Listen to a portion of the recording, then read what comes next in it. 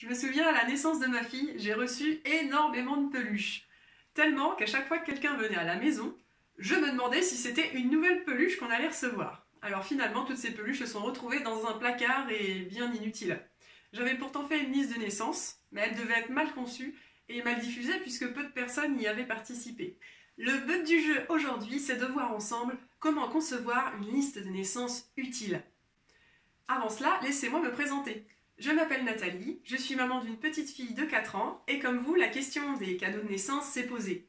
C'était mon premier enfant, j'avais donc besoin de m'équiper de A à Z, ce qui représentait un sacré budget. Alors la liste de naissance est un excellent moyen de lier l'utile à l'agréable. Permettre à vos proches de vous faire plaisir tout en recevant des cadeaux qui vous seront utiles. Alors j'avoue, tout le monde ne participera pas forcément à votre liste des naissances, puisque certaines personnes ne penseront pas à vous poser la question de l'existence de celle-ci, et d'autres préféreront vous faire un cadeau surprise. Mais en tout cas, ça vous permettra de limiter grandement la quantité de peluches et de vêtements que vous allez recevoir, qui sont les deux premiers types de cadeaux que vous pouvez recevoir lors d'une naissance. La liste de naissance est donc le moyen idéal de vous simplifier la vie à vous et à vos proches. Ceci vous permettra de ne pas recevoir des cadeaux en doublon ou en triplon ou carrément inadaptés. Alors nous allons voir dans cette vidéo en 3 points comment réaliser votre liste de naissance idéale. Premièrement, nous verrons quand s'intéresser à la création de sa liste de naissance. Deuxièmement, nous verrons où et comment la diffuser. Et troisièmement, nous verrons effectivement ce que nous allons y mettre à l'intérieur.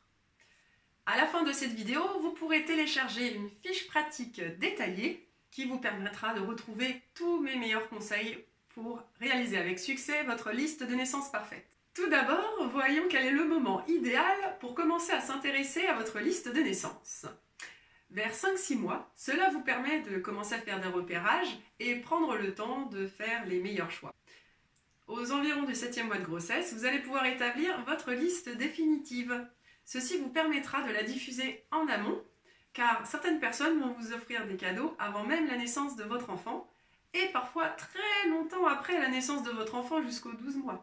Ensuite, où établir sa liste de naissance? Vous avez 2 options. La première, c'est d'aller dans un magasin physique ou un magasin en ligne, mais vous serez limité par le choix proposé par cette boutique. Le deuxième choix que j'ai fait, c'est d'aller sur un site de création de liste de naissance en ligne. Ainsi, vous avez le choix des produits que vous voulez y mettre. L'autre avantage, c'est que les personnes vont pouvoir choisir le cadeau à offrir, l'acheter soit sur internet ou aller dans une autre boutique physique pour l'acheter. Enfin, ils pourront également participer à une cagnotte s'ils ne souhaitent pas acheter directement le produit. Le dernier avantage, c'est que cette liste va rester en ligne tout le temps que vous la laissez active. D'ailleurs, à ce sujet, j'avais moi-même oublié de l'arrêter et aux 4 ans de ma fille, elle est toujours active sur Internet. Maintenant, voyons comment diffuser votre liste. Ce point est très important. Il ne faut pas que les gens aient l'impression que vous réclamiez des cadeaux.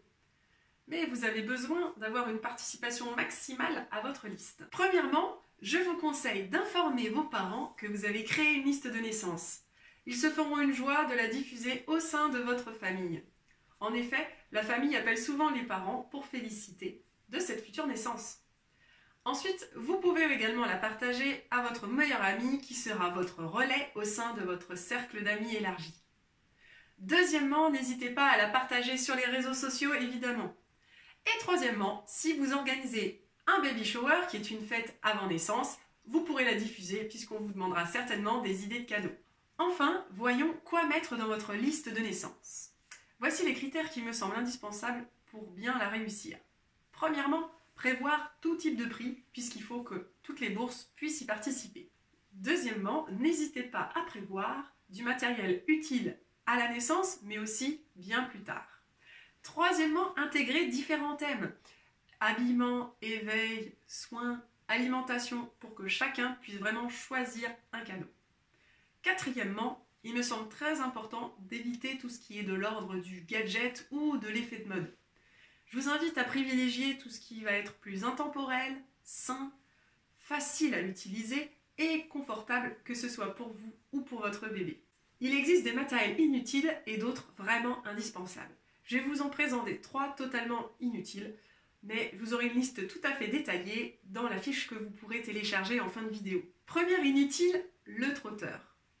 Censé aider la marche, il va plutôt dans le sens inverse et sincèrement vous allez vous retrouver avec un matériel encombrant et inutile. Deuxièmement, le pèse-bébé. Par rapport à ce que j'ai pu voir chez d'autres parents, car je n'avais moi-même pas fait le choix de prendre un pèse-bébé, cela risque de créer plus de stress que de points positifs. En effet, vous risquez d'avoir peur que votre bébé ne grossisse pas assez ou trop. Restez tranquille, votre bébé va bien grandir car vous allez bien vous en occuper. Et surtout, vous aurez un suivi très régulier avec un pédiatre qui fera toutes les mesures pour vous et qui saura vous alerter en cas de problème. Enfin, troisièmement, le visiophone connecté.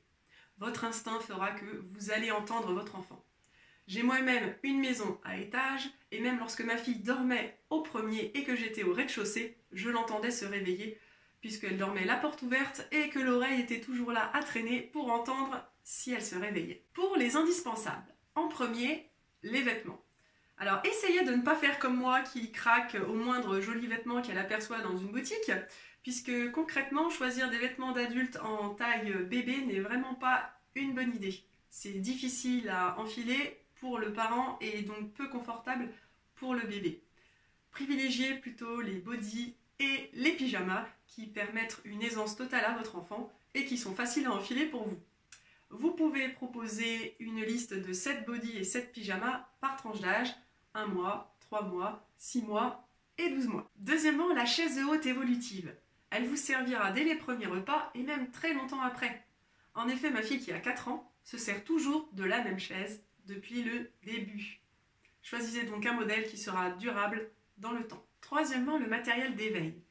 Hochets, balles de préhension, livres. J'ai moi-même fait le choix d'accorder un soin tout particulier à choisir ces matériels. Finalement, je me suis rendu compte que ça avait été une très bonne chose, puisque ma fille jouait beaucoup avec tous les jeux en bois simples, et contrairement à ceux qu'on m'avait parfois offerts en plastique avec de la lumière, des piles et du son. Le but de ce matériel, c'est qu'il puisse répondre aux besoins de développement de votre bébé. Cette vidéo est déjà terminée et j'espère qu'elle a répondu à vos questions. Vous pouvez d'ores et déjà télécharger la fiche récapitulative de la liste de naissance idéale. Et surtout, n'hésitez pas à liker ma vidéo si vous l'avez aimée, à la commenter, poser vos questions. Et je vous dis à très bientôt dans une nouvelle vidéo.